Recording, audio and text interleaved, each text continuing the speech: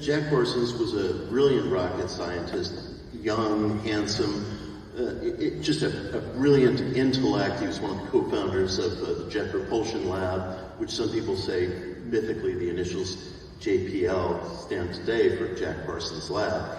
And after the Second World War, he had a bohemian enclave in Pasadena called the Parsonage. And a recently demobilized young naval officer named L. Ron Hubbard showed up at his door. And here the problems began. And Jack and Hubbard began to work this series of spells called the Babylon working. And what they were trying to do, at least in Jack's view, was give birth to a moon child. This was a figure who Aleister Crowley wrote about. What? Yeah.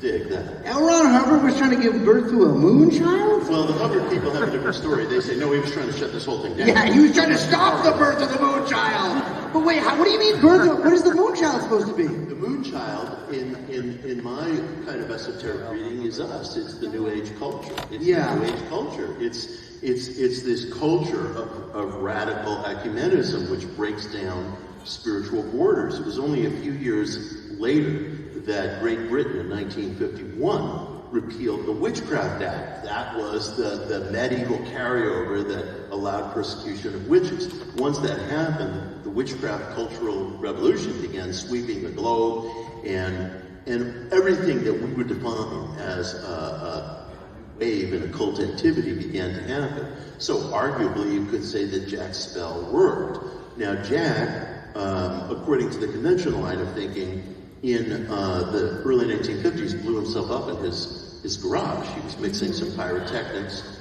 His wife, Marjorie Cameron, the great artist Cameron, she firmly believed until the end of her life that Jack was murdered. Now, I love Jack because I think he really stood for something. He was a disciple of Aleister Crowley. They had a falling out, and towards the end of Jack's life, he began going in a direction where he said, you know what, magic, occult magic, needs to be simplified. It needs to be boiled down to its early essence. But he died too young to really explore that. So he's been my inspiration. I love him.